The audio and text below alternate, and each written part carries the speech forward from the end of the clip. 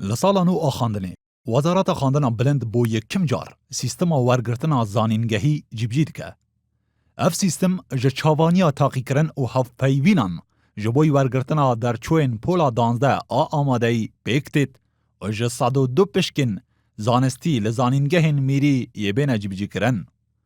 لگور رهنمایان خواندن به سیستم کلیجن جواکا پزشکی اندازیاری و پشکن یاسای جخو و ناگره. ئەم شێوازی وەرگرتنە بە شێوەی ڕاستەخۆ لە ڕێگەی تاقیکردنەوە و چاپێکەوتن ئەنجام دەدرێتن بۆ یەکەم جارە لە هەرێمی کوردستان پیادە دەکرێت و بۆ یەکەم ساڵی شەب لە هەرێمی کوردستانە بە شێوەیەکەوە جگە لە نمرە پێوەری تاقیکردنەوە و چاپێکەوتن کە لە 140 لەسرە خوێندکار بتوانێت لەو بەشەی کە ئارەزووی دەکەلی وەربگیرێتن. لەگۆر سیستەما ناوبەری ڕێژەیە لە سادا چلێ وەرگرتنان لەسەر ئەنجاما وێ تاقیکردنێ دەبە کە خاندەوان ئەنجام دەدا و لە سادا 6 جی جنمره پولا 12 یا آمادهی بیکتید. اف درچوین که به وی آوایی دشنه زانینگهان حتی 24 طباقه دکارن و دشن سردانا پشکا توماری آ کولیجان بکن و ناوین خو تومار بکن.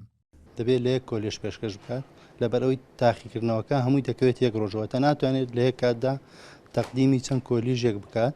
هەروەها شێوازی ئەوەی کە زان کۆلاینەکە ئەگەر لێرە ناوی دەرچوو قوتابی لە کاتی تاقیکردنەوە ناوەکەی بەرزەکرێتەوە بۆ زانکۆ لە زانکۆشەوە بۆ وەزارەتی خوێندنی باڵا لەوێ ناوی لە زانکۆلای نەسڕێتەوە.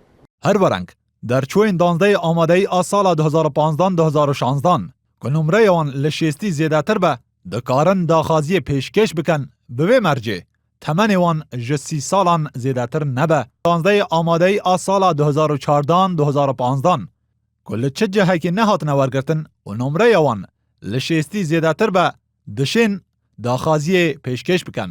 ساڵانی پار و پێرار کاتێک کە تۆ زانکۆلاینت پڕ دەکردەوە دەبا ئەوەندە بەشەی پڕکەوە جا لەو بەشانە تۆ 100 بەشەکەت پڕ دەکردەوە کەوا بەدڵت نەدەبوو جا گەر ئەو بەشش بۆ بەهات با ئەوە بەڕاستی پاشە ڕۆژ دەفەوتە.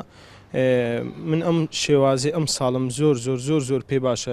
پاش داوی هاتنە پرۆسەیا پێشکەشکردنê ji 28 طباق حتا 1 îlonê پرۆسەیا تاقیکردن û hevpeyvînan digel wan xandevana birêve diçe ku navê xwe tomar kirine.